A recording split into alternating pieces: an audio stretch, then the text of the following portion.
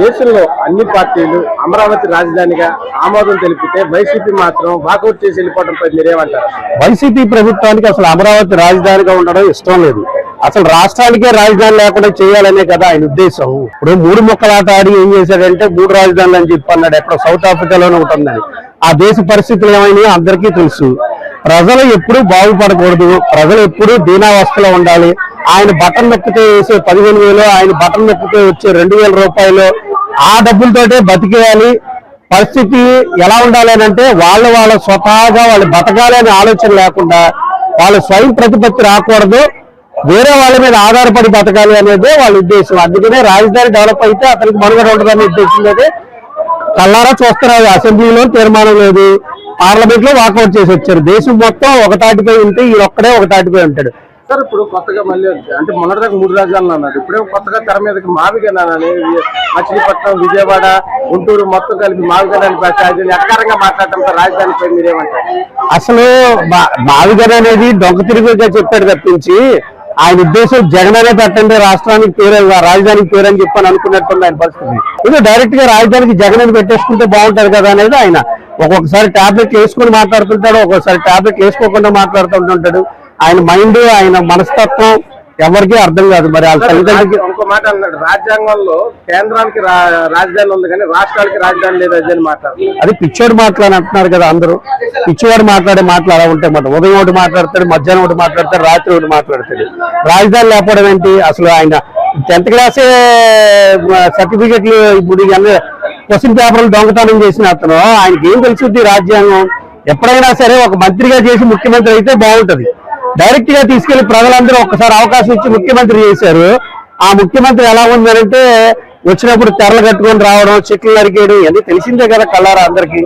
సరే, ఇప్పుడు అమరావతి రాజధానిగా కూటమి ప్రభుత్వం వచ్చిన తర్వాత ఆమోదించింది. ఒక విశాఖ వాసుని మీరు ఎలా? చాలా ఆనందంగా ఉంది.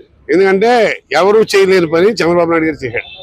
ఇది వీళ్ళంతా కూడా లేపేద్దాం అని చెప్పి చేసి అమరావతి దానికి 5 సంవత్సరాలు ఒక్క ఇది కూడా చేయలేదు. అక్కడ అలాంటి దాన్ని చెడగొట్టిన దాన్ని తీసుకొచ్చి ఇప్పుడు పచ్చదోరణంలా కనపడుతుంది. అక్కడ ఆ రోడ్లు వస్తేనే ఇయ్యతేనే హైవే ఇచ్చారు. డైరెక్ట్ ఎక్కడి నుంచి బెంగళూరు నుంచి డైరెక్ట్ అమరావతికి హైవే, 6 లైన్స్ హైవే.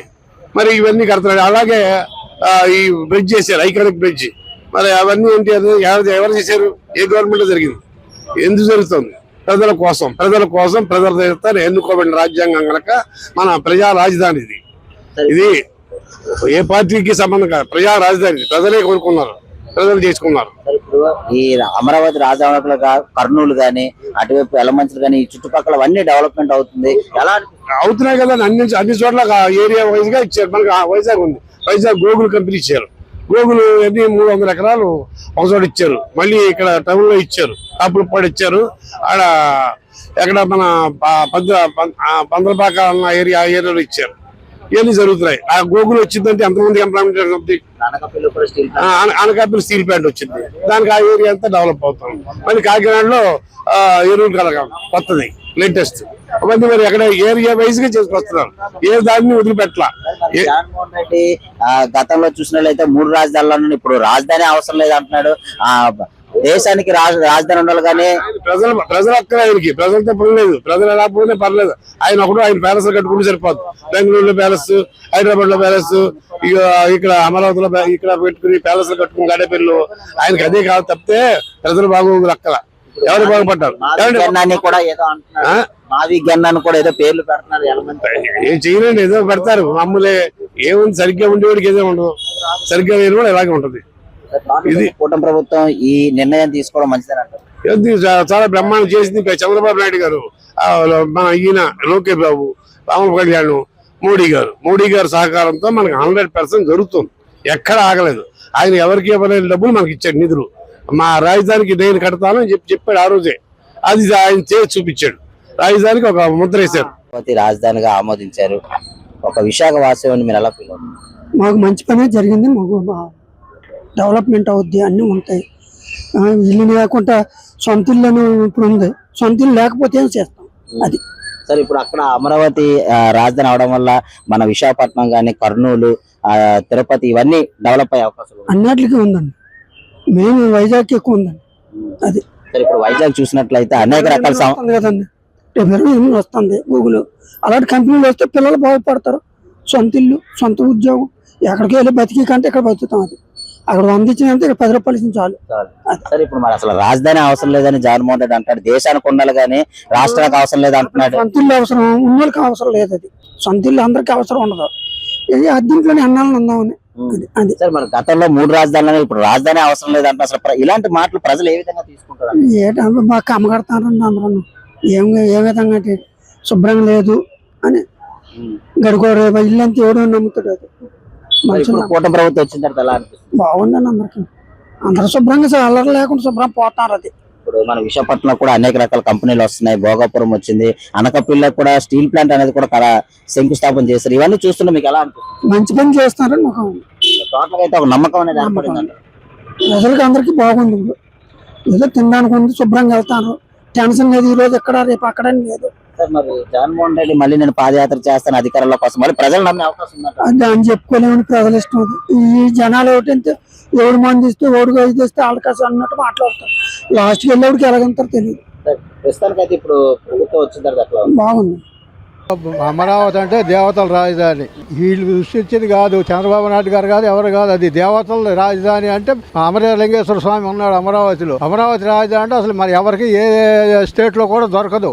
అలాంటి రాజధాని నీడు అదే ఇది మంగళగిరి అంటాడు, ఉండవల్లి అంటాడు. ఇవన్నీ అందులో లేవా? మచిలీపట్నం అమరావతిలో లేదా? ఇవన్నీ విజయవాడ అమరావతిలో లేదా? అన్ని సిఆర్డీఏ పరిధిలో ఉన్నాయి కదా. ఆ మార్గానికి ఇవన్నీ ఏంటి? ఎంత పనికిరాని అతనికి అమరావతి ఇష్టం లేదు.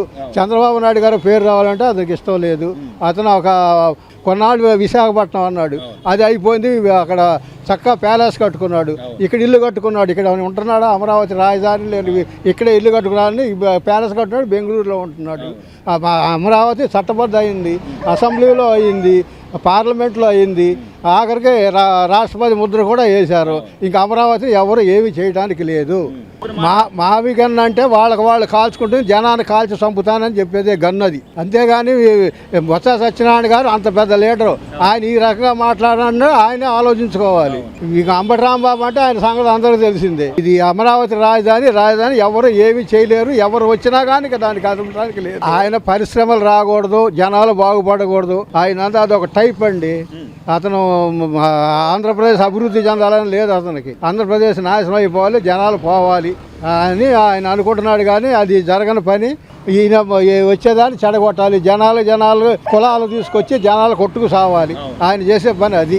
పులివెందుల ఎమ్మెల్యే గారు మావిగన్ అని నిన్న ఒక పేరు కొత్తగా పెట్టారు.